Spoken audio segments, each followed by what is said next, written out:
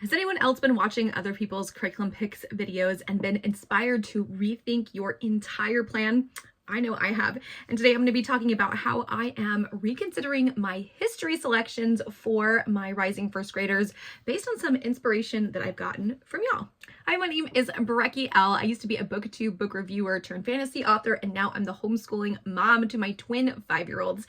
Today I'm sharing my history picks for the 2025-2026 school year, which seems wild since it's only March and I am already planning for next August, but it's kind of like the back to school season, only we're not actually going back to school. We're doing all of that forward planning and it is so fun.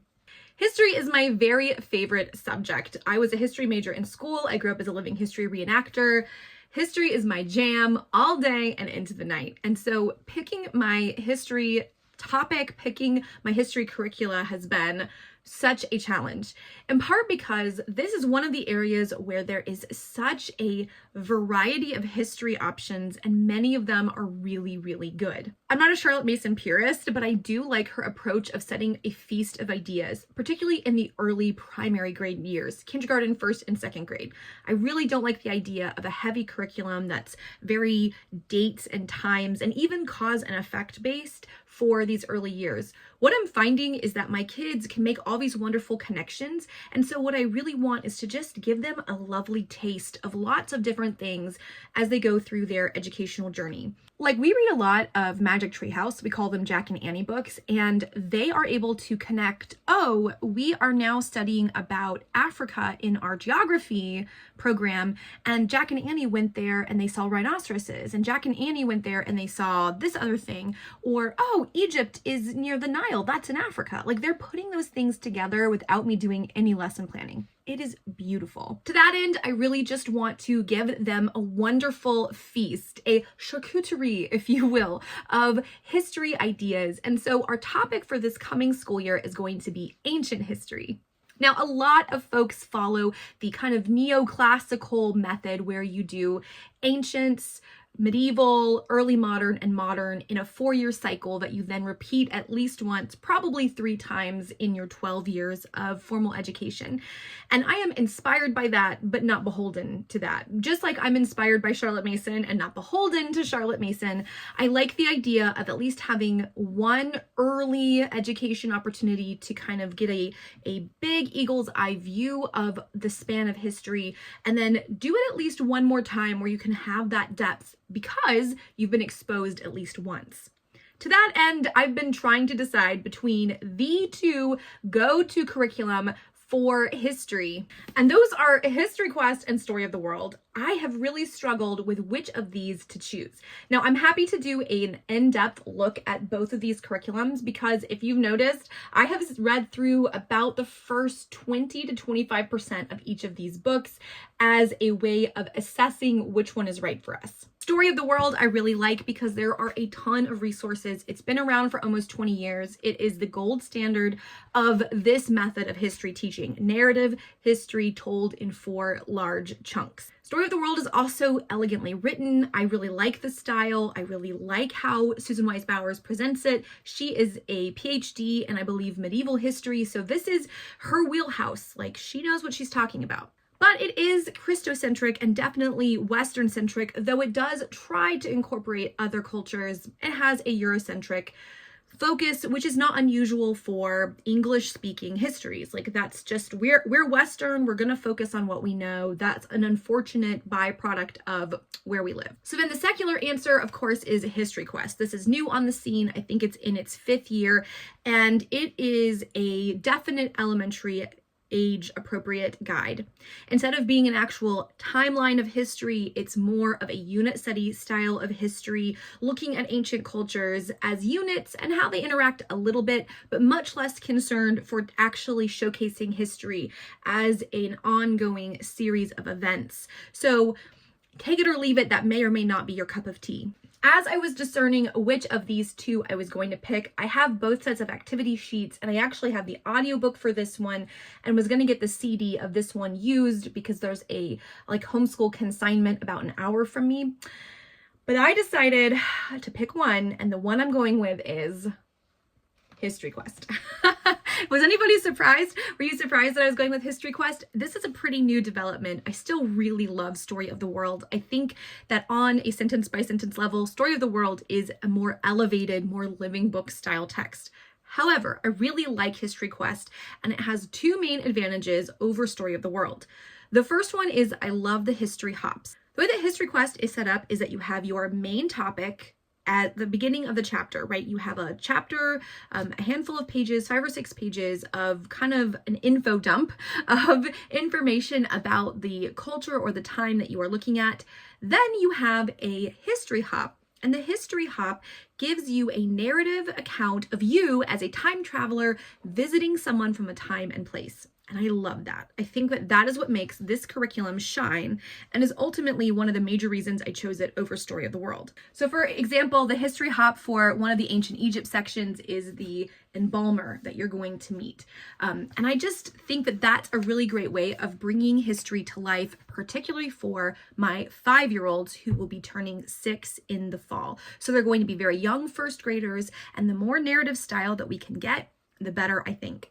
Yeah, for example, if you look at the Andes Mountain Civilization, you're going to be meeting a potter and a weaver, and they give you kind of the timeline and give you a sense of where that is, but that comes after Egypt, right? The Andes Civilization comes after Egypt. Well, they didn't actually interact. Historically, they are not at the same time, but this is a more unit study style approach. And while some folks, some purists wouldn't like that, I actually really like that. So this is a win. To me, the unit study style approach where if you look right here at this introduction, I don't know how much you can see here, but it is, you do Paleolithic and Neolithic times and civilization, but then it's Sumer, Egypt for two chapters, Andes Mountains, Mesoamerica, Babylon, Assyria, Persia. Like the Andes Mountains and Mesoamerica as civilizations were not congruent in time with Egypt or Mesopotamia. They came later, but it breaks up everything from just being Fertile Crescent, Western-based history. So I like that. And you theoretically could jump around. I won't, but you could jump around. So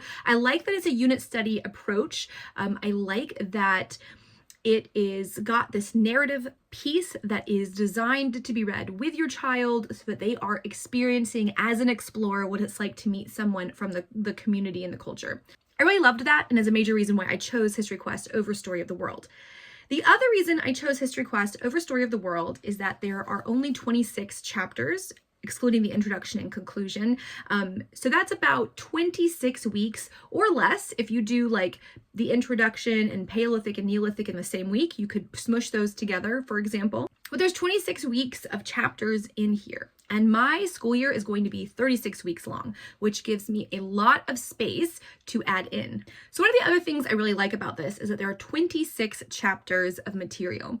This includes Paleolithic and Neolithic times and the beginning of civilization. And you could certainly do all 3 of those in a 1 or 2 week span where you lump them together if you wanted to get to the good stuff more quickly. But one of the things that this has is 4 built-in Hygge weeks, which are weeks in which you take a break from the curriculum and you just read. And I really like that those are built in. I like that we have these opportunities for catch up, to pause, and that this ultimately is a 30-week curriculum rather than a full 32, 36 weeks, where if you don't get to everything, you feel like you're behind. The recommendations are to take a Hygge week around the time that you study Babylon and to read the Epic of Gilgamesh. We're going to be choosing Ludmila Zayman's 3 picture book trilogy, starting with Gilgamesh the King. Our library has these, so we're just going to check them out and read them and enjoy them and kind of soak in the epicness of Gilgamesh. Now, the second Hygge week recommends Greek myths by Deleuze. For my age readers, we're going to be reading through this weekly anyway. So we'll probably take that week to read some of the longer myths in here. We're actually going to be pairing reading some Greek myths with reading this classic starts, the Odyssey. So during our Hygge week, we will look at the Odyssey. This is a short version. Now, you can read the wonderful Mary Pope Osborne's 2-chapter book version of the Odyssey. I think that that might be above my 5 going on 6-year-olds. I think this might be where we're at. I'm going to preview this summer, and if I don't like it, we'll go with Mary Pope Osborne, writer of Magic Treehouse. But if we like this, then we will stick with this one and use this as our base for our Greek Hygge week. The third Hygge week is focused on ancient India, and they suggest that you read The Ramayana, The Divine Loophole by Sanjay Patel. I think my library has this, and if not, we'll order it to have. And the fourth and final Hygge Week has to do with Chinese mythology as you study ancient China. Now, their recommendation is to read Chinese Children's Favorite Stories by Ming-Mei Yip. I'm not sure what we have at our library, so they have a list of other individual Chinese myths that you can get. We are going to look and see what's available and check out what we can from our library. We have a pretty good library, so we're going to lean into our library for some of those. Those are the 4 Hygge Weeks, and to me, that was a huge selling point when it comes to History Quest. Story of the World is great, but it's 42 weeks of material, and even if we did one a week, 36 weeks, we just weren't going to get through everything, and that stresses me out, to be honest with you. This is a lot more manageable. We could read through the chapter at the beginning of the week on a Monday or a Tuesday, and then do an activity the next day, and continue to have history, world history, be a 2-day-a-week program. And this will probably take us about 30 to 32 weeks if we add in an extra week for Egypt, if we add in an extra week for Greece, if we add in an extra week for Rome or another topic that we're really interested in. This is just going to give us a lot more flexibility and a little bit less stress. And again, for my first graders, I think that this is just right up their alley, right on their developmental level. If I had a 3rd or 4th grader, I definitely would be doing Story of the World. It's a little bit more rigorous with more map work, more activities. But with this, we can have a coloring sheet that we then add to a notebook, maybe map work, maybe another activity. And then a couple of times a month, maybe every other week, we can do one of the more interesting activities like using an apple and mummifying it for ancient Egypt, things like that. So I really like this as our base material, and I like the Hygge Weeks. I like having an idea of a catch-up week that is focused just on specific literature and building that time in. Now, we're going to be reading books anyway, as our read-alouds are going to be paired with the kind of cultures we're talking about in ancient cultures. So for example, one of our read-alouds that I already have lined up is Boy of the Pyramids. This is by Ruth Fosdick Jones. I found this at a consignment homeschool store that's about an hour from me, and it was really cool. So I went ahead and picked this up, and my goal is to try and have at least 3 read-alouds every semester, so 6 in total, that are separate from our Hygge Weeks, be tied to one of the ancient cultures that we are studying. So Egypt is knocked out. There's plenty for Greece and Rome. Finding some of the others like Sumer or like the Andean civilization, I'm still picking and choosing and seeing what my library has available for me to fulfill a tie-in read-aloud. One more piece that goes along with History Quest is that you have a spine of facts that you also read. So the Kingfisher History Encyclopedia, I bought this used, so I'm not sure the internet links still work, but this will be our spine for, honestly, the next probably 4 years of world history that we are doing. I got it for $7 at Goodwill, and it's in really good shape. It just didn't have a dust jacket. So these will be the history spines. We will have 4 Hygge Weeks in which we focus on myths. And then we'll be adding in read-alouds that tie in to one of the ancient cultures that we are studying as a way of just rounding things out. Now, I have a ton of other stuff that I'm going to be adding, like I have some stuff for hieroglyphs and little ancient paper dolls. Let me show you these. These are kind of cool. I got these off of thrift books and they're in perfect condition. I'm really excited about these. So we will do these. I have 2 sets, one for each of my girls because twins, you got to have 2 of everything. So I have these that I'm going to tie in, but we don't need that. These are just fun additions to world history.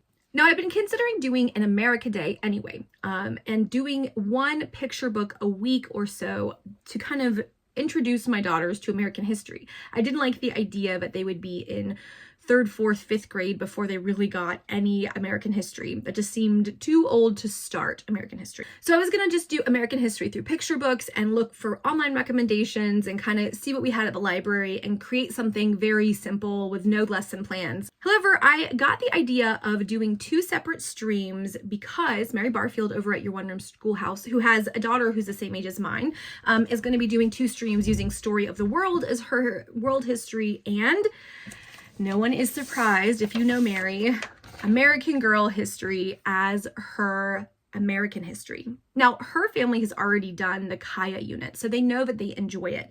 And we haven't done any yet because I tried reading the first Kaya book to my girls. It was too complicated when we started. And I've read the first Felicity book and they got it, but it was just a little bit too much when they were brand new 5-year-olds. So I put everything away. But now they're going to be 5 going on 6, and I think a very slow introduction to American history over the next 2 years using this as a guide is going to be perfect. We can still sprinkle in picture books and other things as we are called to them, as we study the topics. We can take things nice and slow, but this seems perfect for us. So I went to several thrift stores and got on Thrift Books and ordered a bunch of different American Girls. But the plan for right now, I think, is going to be to try to do just 2 girls each semester. So 4 of the American Girls in the first year and then do more next year. Now that would mean we would start with Kaya and do a 6-7 week unit on Kaya, nice and slow. And so I have 4 of the 6 Kaya books. These were the ones that I could find that were under $5. I will probably keep looking to see if I can find more of these or see what my library has.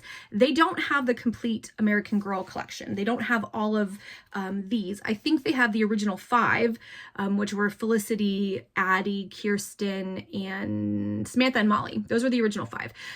But all of the others, the newer ones, they don't have the whole collection for any of them. So I did decide to start purchasing them as I see them on sale, but I think we will start doing like 1 day a week, reading through the American Girls and just slowly taking our time, enjoying them, reading these, like I said, 1, maybe 2 days a week as our read aloud, and then doing an activity, 1 day a week, every other week, not putting a lot of pressure, but just enjoying these, savoring these, adding in the activities as they are exciting, adding in supplemental material as it's interesting to us, but not trying to rush through this whole unit, this whole study as a 1-year unit.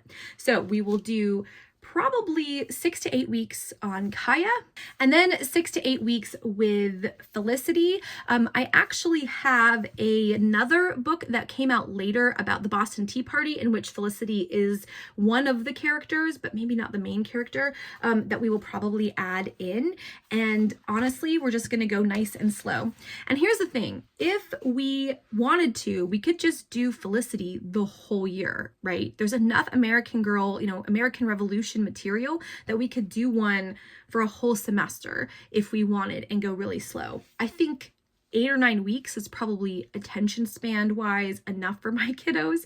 But I just think if we had America Day and we just planned that 1 day a week, definitely we were going to do an American Girl, read a chapter, talk about it, and then do a little activity of some kind, that would be enough. And we can take 8 weeks and do the unit that's designed for 4 and just do it nice and slow over 8. So I think for semester 1, we will do Kaya and Felicity. Then I think for semester 2, we will do Josefina. I only have 1 book right now and I'm slowly collecting everything. I just wanted to see what we liked before I purchased all of them. This one was from the Homeschool thrift store. It was $2. So I went ahead and got it. But we would do Josefina. And then I'm debating because I do want to do things chronologically, but I also am not beholden to doing things chronologically. So I know that there is a new set of American Girls that have done the War of 1812. We could do the War of 1812, or we could move into Kirsten, who's my favorite. I am of Norwegian background. She's of Swedish background. Her family immigrated around the same time that my family immigrated to the United States. So personally, she is my fave. She's my jam. This is a gorgeous collection that I found that's all the Kirsten books in this beautiful gold leaf foiled edge book. It lost its dust jacket, but I don't even care. So I think my plan right now will be to do Josefina in the winter, and then we will move on to Kirsten in the spring and just do these 2, even though there is the War of 1812. I think Caroline is her name.